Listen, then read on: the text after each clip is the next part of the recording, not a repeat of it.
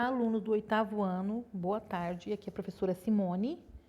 Estou gravando esse vídeo para dar um esclarecimento sobre as atividades agora do terceiro bimestre. No caso, a primeira atividade aqui do terceiro bimestre, que está iniciando. A primeira atividade, claro, eu sigo a apostila do Estado e as aulas do CMSP, que estão dentro do currículo. A primeira atividade está na apostila do aluno, a partir da página 20.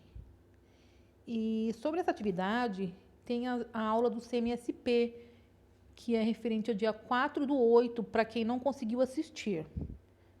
Aí lá vocês vão ter toda a interação, todo o conteúdo. E eu resolvi fazer isso aqui para dar uma resumida para vocês sobre a atividade que vocês vão fazer agora no início.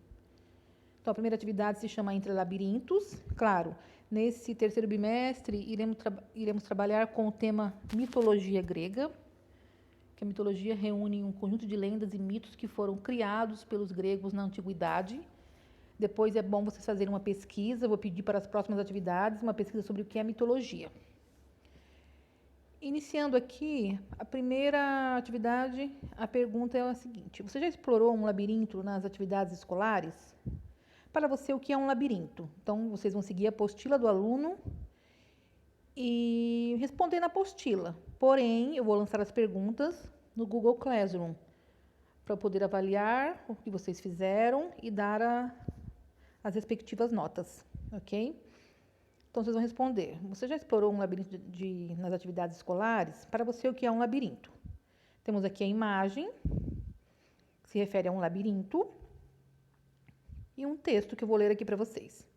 A palavra labirinto, na língua portuguesa, tem origem no termo latino labirintos.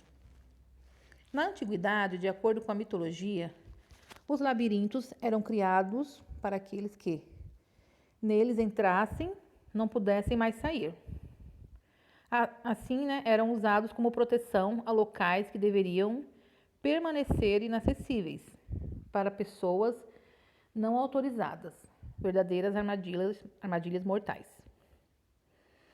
A mitologia grega apresenta um dos labirintos mais famosos da história, o labirinto de Creta. O rei Minos o construiu para manter aprisionado seu filho Minotauro, que nascera metade homem e metade touro. De acordo com a mitologia, Minotauro foi morto pelo herói Teseu, que conseguiu sair do labirinto graças ao fio de um novelo de lã, usado para marcar o caminho, o qual foi dado a ele por sua amada Ariadne. A palavra labirinto pode ser usada em sentido figurado, que na linguagem conotativa, significando outra coisa, ou seja, dando a noção de algo confuso ou de difícil compreensão. Labirinto também é o nome de uma estrutura da orelha interna, responsável por nossa audição e equilíbrio. Aqui já está na linguagem denotativa. Vou pular essa parte aqui. Então, a primeira atividade é essa, que eu vou lançar as perguntas lá no Classroom. Após a leitura do texto 1, responda as questões propostas. A. Qual é a finalidade desse texto? Qual é o propósito desse texto? B. Pesquise os significados possíveis para a palavra labirinto. Então, vocês vão pesquisar o que significa labirinto, no dicionário ou até no site mesmo. Letra C. Como o termo labirinto poderia ser usado em sentido figurado, de exemplos, na linguagem conotativa, que não é aquela linguagem que está lá no dicionário. Letra D. Você conhece outras palavras que podem ter significados diferentes dependendo de como são usadas? E letra E. Por que labirintos está grafada em itálico no texto? Então, galerinha, vocês vão responder essas perguntas e eu vou explicar para vocês, no caso dessa pergunta D, as palavras que têm significados diferentes, porém, a grafia e a pronúncia são semelhantes. Vou pegar uma explicação aqui para vocês das palavras homônimas. Palavras homônimas são palavras que possuem a mesma grafia, como eu já falei, e a mesma pronúncia, mas significados diferentes. Temos alguns exemplos para vocês compreenderem melhor. A frase, o canto do pássaro é maravilhoso. A outra frase, o canto da casa está pintado de novo. Vocês podem notar que a grafia da palavra é a mesma, a pronúncia é a mesma, porém os significados são diferentes. O canto do pássaro, a palavra canto aqui vem do verbo cantar, né? Ou no caso aqui, podemos dizer que é um substantivo, o canto. Está nomeando, né, o som que sai do pássaro. E na outra frase, o canto da casa seria o local, né, um local da casa. Então, cada palavra tem o seu significado, porém, né, escrita e pronúncias são semelhantes. Na letra B, agora eu vou colocar extrato de tomate para o molho. Agora tenho que ir ao banco pegar o extrato. Também a mesma coisa. Na letra A, extrato vem o quê? De molho, de tomate. Aqui, na letra A não, na letra B. Na segunda sentença, extrato vem de você saber o saldo de que você tem na conta, né?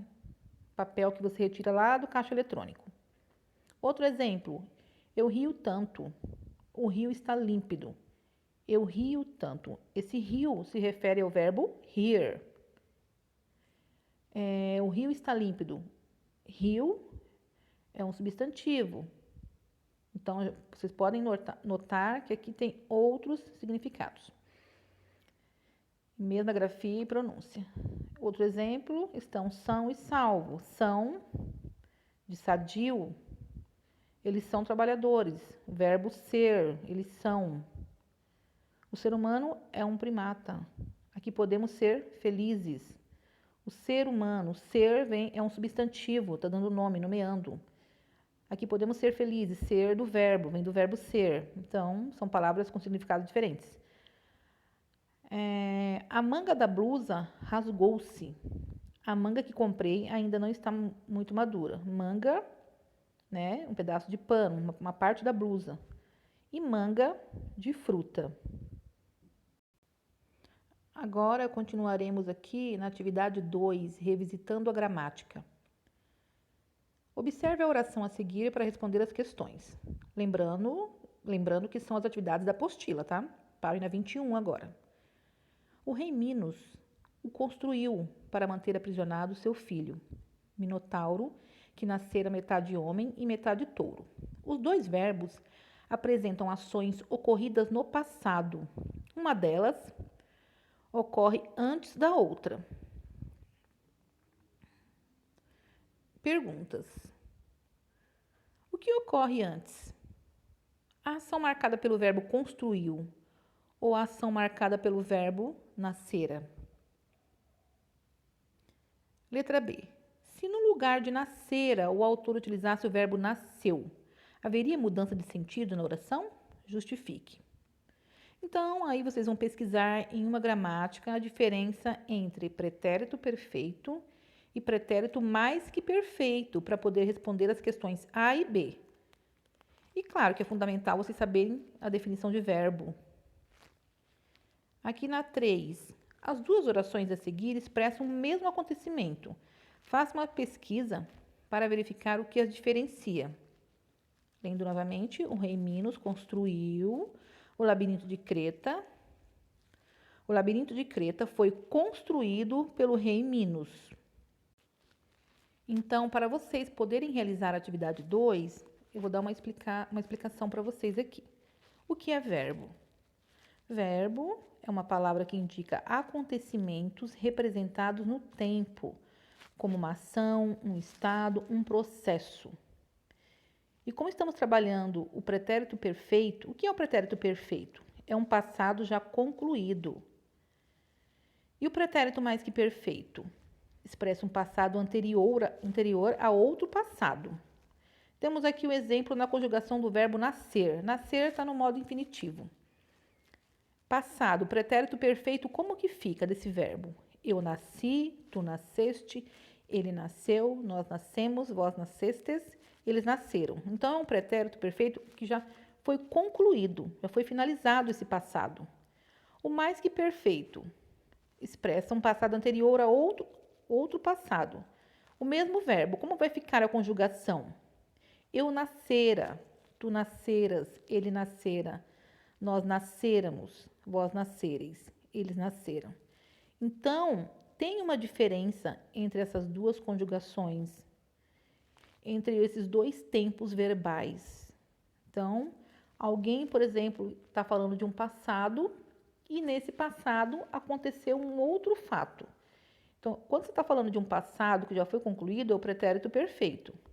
Quando você está falando no passado de um outro passado, você usa o pretérito mais que perfeito. Então, depois que eu dei a explicação para vocês, e vocês assistiram a aula, ou vão assistir a aula do CMSP, para quem não pôde assistir anteriormente, lá está tem mais explicações sobre esse conteúdo do pretérito perfeito, do pretérito mais que perfeito. E vocês podem também pesquisar num site, na internet, a diferença desses dois verbos. Como eu já falei, um é concluído e o outro é um passado do passado. Você está falando de um passado e nesse passado ocorreu outra coisa. Então, é aí que você usa também o pretérito mais que perfeito. O exemplo que está aqui, né? O rei Minos construiu o labirinto de Creta. O labirinto de Creta foi construído pelo rei Minos. Então, dá essa ideia. Então, vocês agora, no caso, vão responder essas questões na apostila porém, eu vou ter que lançar as perguntas no Google Classroom, tá bom? Só para dar uma passadinha aqui na língua portuguesa, explicando sobre a língua portuguesa. O português, o espanhol, o francês, o italiano e o romeno são exemplos de idiomas originados do latim vulgar. São, por isso, considerados línguas neolatinas ou românicas. A língua portuguesa recebeu contribuições de muitas outras línguas, acolhendo palavras de origem indígena, africana, europeia, árabe, entre outros. Então, como vocês sabem, a nossa língua é muito rica, é uma mistura de vários idiomas e é muito importante que todos vocês estudem com dedicação sobre o nosso idioma. Ok? Dúvidas? Perguntem lá, deixem mensagens no Google Classroom ou deixem mensagens no WhatsApp, nos grupos de WhatsApp. Ok? Então, boa tarde para vocês, bons estudos e até logo. Obrigada.